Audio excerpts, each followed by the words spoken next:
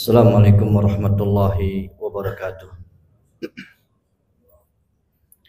Alhamdulillah, Alhamdulillah, Alhamdulillah alladzi bi ni'matihi tatimmu shalihat. Allahumma salli wa sallim wa an'im wa barik ala abdika wa habibika Muhammadin wa ala alihi wa ashabihi wa man sara bihudahu wa tamassaka bisunnatihi ila yaumiddin, amma ba'd. Jamaah rahimani wa rahimakumullah wa hafidhakumullahu jami'a. Alhamdulillah, pada kesempatan siang hari ini kita masih diberikan nikmat oleh Allah Azza wa Jalla, yang mana kita mampu melaksanakan kewajiban-kewajiban yang Allah wajibkan kepada kita semuanya.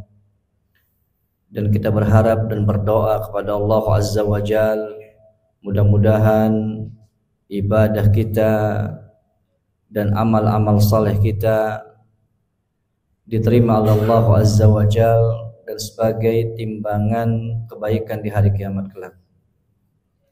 Jamaah rahimani wa rahimakumullah wa hafidhakumullahu jami'a. Sebagaimana kita ketahui bahwasannya ibadah puasa itu adalah bagian daripada rukun Islam, dan itu merupakan sebuah ibadah kita kepada Allah Azza wa Jalla, terkhusus di bulan Ramadan ini. Dan perlu untuk kita pahami bersama bahwa setiap ibadah itu bagaikan pisau bermata dua. Kadang ibadah itu sukses, kadang ibadah itu gagal. Di antara ibadah yang menyebabkan kita gagal, atau sebab di antara ibadah kita ditolak oleh Allah Azza wa Jalla dan tanpa menerima pahala dari Allah Azza wa Jalla, adalah ketika puasa yang kita lakukan ini atau ibadah yang kita lakukan ini tidak lain hanyalah menahan lapar dan dahaga. Sebagaimana Rasulullah sallallahu alaihi wasallam pernah bersabda, yang diriwayatkan oleh Imam An-Nasa'i dan Imam Ibnu Majah, bahwasannya puasa juga kadang tidak mendapatkan sesuatu yang kita harapkan berupa pahala. Rasulullah sallallahu alaihi wasallam mengatakan, "Rubba sha'imin laisa lahu min siyamihi illal ju'." Berapa banyak atau bisa jadi puasa yang dilakukan oleh seorang,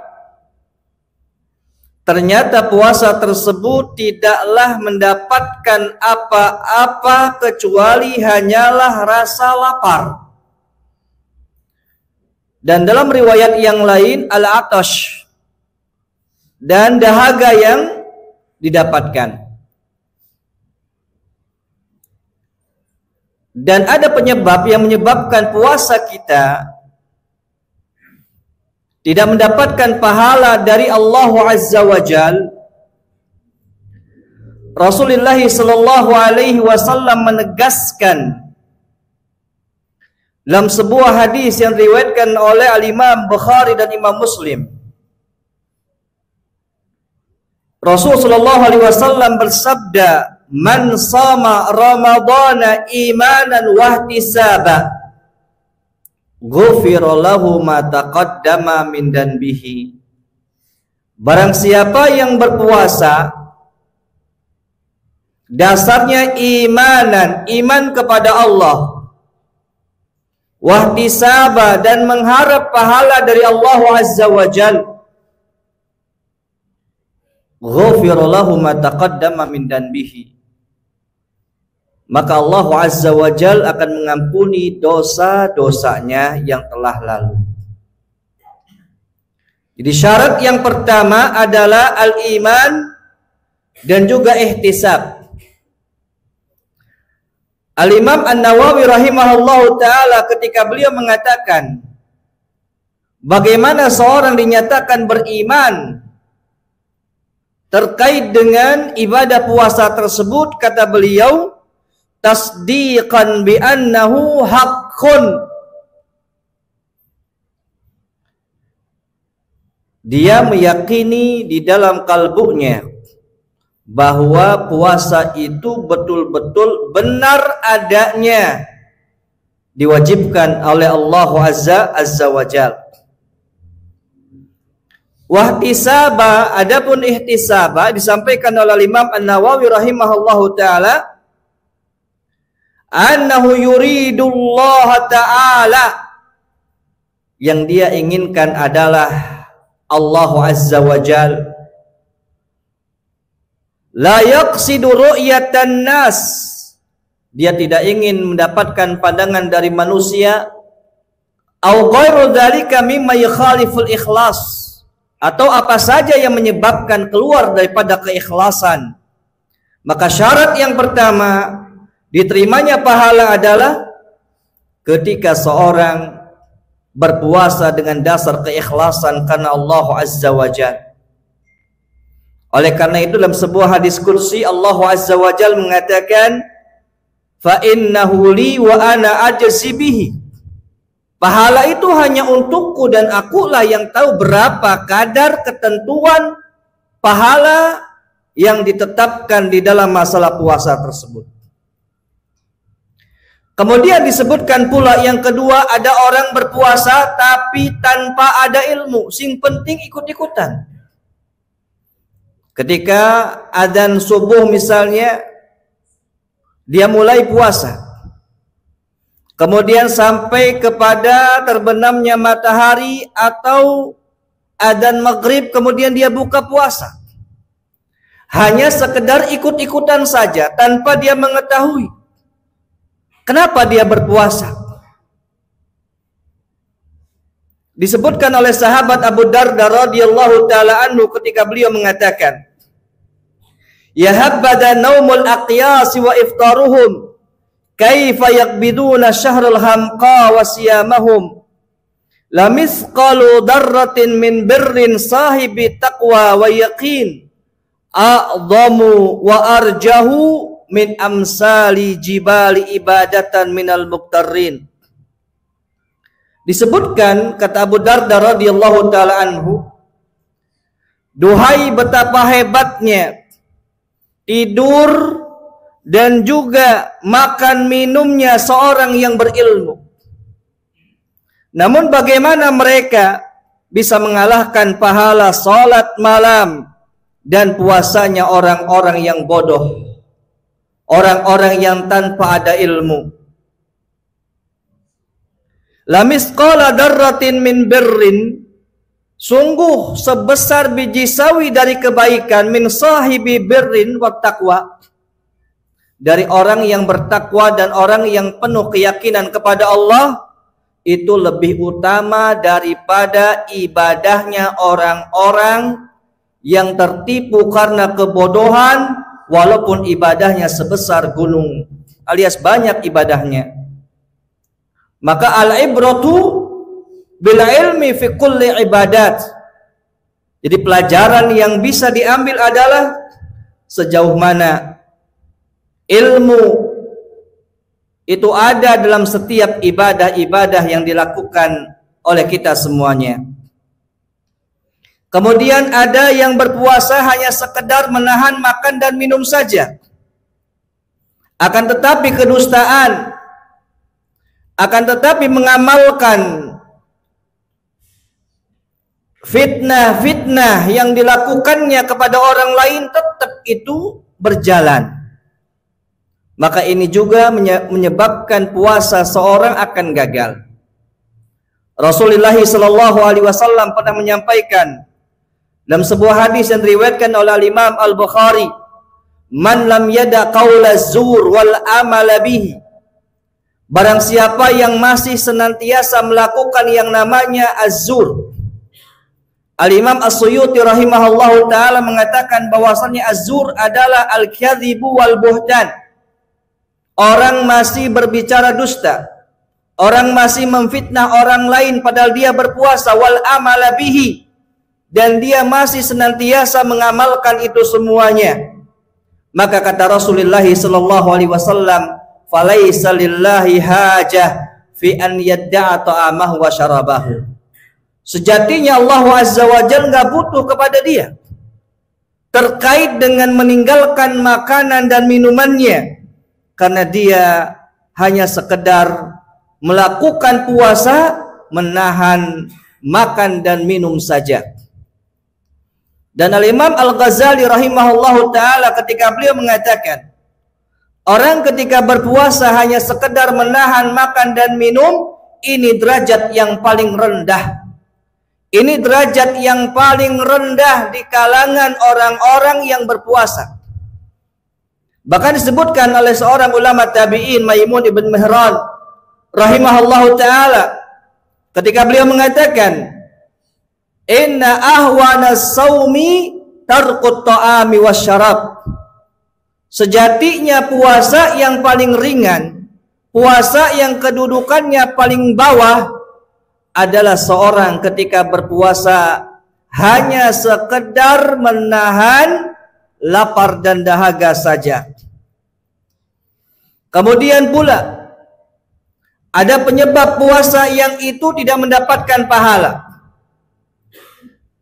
Ada orang yang berpuasa tetapi malas-malasan dalam ibadah. Ketika habis subuh bukannya dia membaca Al-Quranul Karim atau melakukan hal-hal yang terbaik untuk menggapai sebuah pahala dari Allah Azza wa Jalla.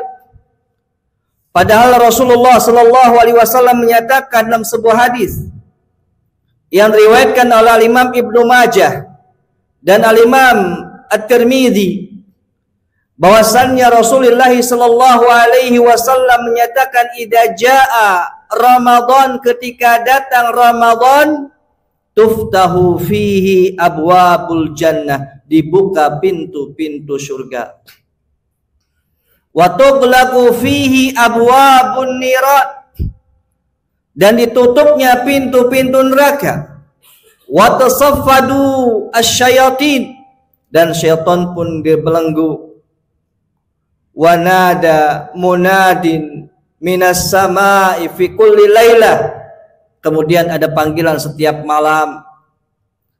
malam Ramadan, panggilan dari langit, yang mana panggilan tersebut menyatakan, ya bagiyal khairi aqbil, wahai orang-orang yang ingin berbuat baik, wahai orang-orang yang ingin melakukan kebaikan, aqbil, lakukanlah, wa ya baghiyash syarri aqsir, wahai orang-orang yang senantiasa di hari-hari selain Ramadan itu diisi dengan kemaksiatan, diisi dengan kelalaian, aksir, maka berhenti, maka kurangi.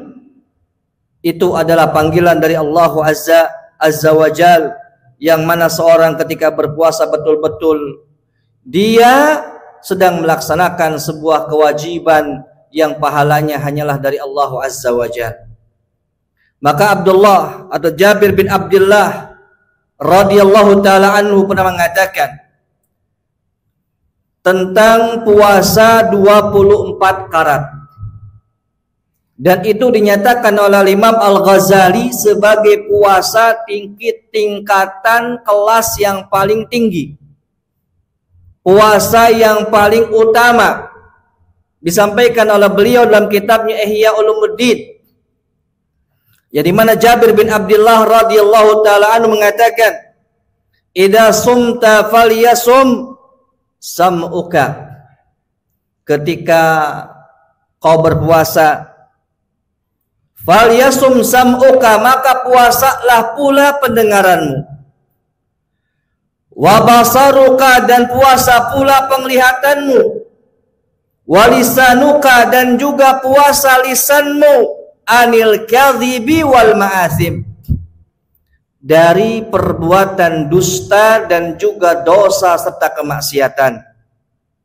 Wada adal khadim, dan hindari yang namanya mengganggu saudara-saudara kita, baik saudara kita di kalangan kaum muslimin yang mereka dalam kondisi berpuasa, dan saudara-saudara kita yang lainnya selain kaum muslimin, karena dia sejatinya sedang beribadah, sedang ingin memperoleh pahala dari Allah Azza wa Jal.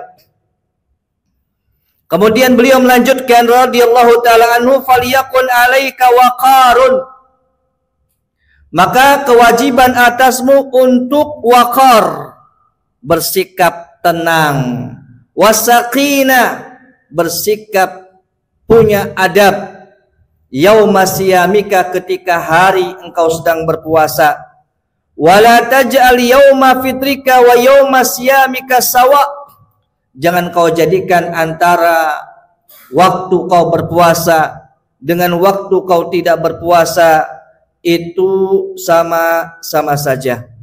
Maka jamaah rahimani wa rahimakumullah wa hafidhakumullahu jami'ah, marilah kita senantiasa menggunakan waktu-waktu yang tersisa daripada puasa ini dengan kita memperbanyak membaca Al-Quranul Karim, dengan kita meningkatkan kembali kualitas tarawih kita, dengan kita meningkatkan sedekah kita, dengan kita meningkatkan dakwah al-amru bil ma'ruf wa nahyu anil munkar di kalangan kita semuanya.